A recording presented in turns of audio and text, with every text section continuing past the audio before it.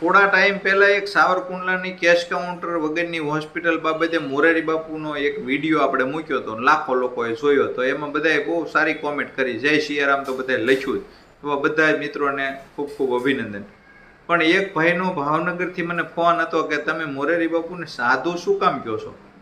એટલે મેં કીધું ભાઈ આ કાંઈ વિવાદિત કાંઈ વાત નથી, પણ એના કામ એવા છે એટલે આપણે એ વિડીયો મૂક્યો છે કે ભાઈ હોસ્પિટલ છે અને મેં જોઈ છે ને બધું જાણ્યું છે ત્યાં, અને હું જઈ આવ્યો છું. પછી આમાં કેવું છે કે મેચ ચાલતી હોય ને, મેચ એમાં તમે જોઈજો 2 ટીમ હોય. એક ટીમ છે ને ફિલ્ડિંગ કરતી હોય અને એક ટીમમાંથી કોઈ છે ને બેટિંગ કરતું હોય, એટલે ઓલા ધોડ્યા રાખે. એટલે આવું જ બધે ચાલે છે.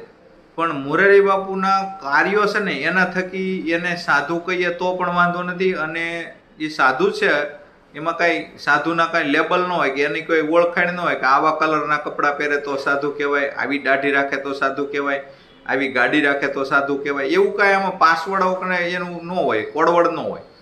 પણ એના કાર્યો એવા હોય. કોઈ પણ જગ્યાએ એક્સિડન્ટ થયું હોય, કોઈ નિરાધાર લોકો બને, કે ક્યાંય સૈનિકોની વાત હોય, કે મંદિરની વાત હોય, કે હોસ્પિટલની વાત હોય, કે ક્યાંય સમૂહ લગ્નની વાત હોય, કે અનાથ બાબતની વાત હોય, ત્યાં ગમે ત્યાં એનું તુલસી પત્ર હોય. તુલસી પત્ર એટલે એક પ્રકારનું યોગદાન. ટૂંકમાં આપતા રહે, સાધુ એને કહેવાય આપતા રહે. પછી પૈસા નહીં, જ્ઞાન આપે, ભક્તિ આપે, ભગવાન આપે, એને સાધુ કહેવાય. ભેગું કરવાવાળી એક ટીમ હોય, એ ભેગું કરતી હોય. એટલે સાધુના ગુણ એનામાં હોય. જો એની કથા પૂરી થાય ને તો એ દક્ષિણામાં શું માગે કે તમારા વ્યસનો અમારી જોડીમાં નાખી દેજો. હવે વ્યસનો કોણ માગે ને? હાલો કરે હામાં, એના બદલે એ વ્યસનો માગી લે લોકો પાસેથી.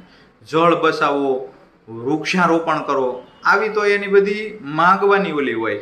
એમાં તો કે દક્ષિણામાં અમને એવું આપો કે તમે 5-5 વૃક્ષો વાવશો, કે જળ બસાવશો, કે તમારા વ્યસનો અમને આપશો. અને આ તમે જોઈ શકો છો, કોઈ ગામની અંદર નીકળ્યા છે, એના બાળકો એ ગામના છોકરાઓ જોવા નીકળ્યા છે કે મોટા કથાકાર વક્તા છે એવા મોરારી બાપુ આપણા ગામમાંથી પ્રસાર થાય છે, તો એની ગાડી જોવા આવે છે, કે એના દર્શન કરવા આવે, કે એને જોવા માટે આવે છે.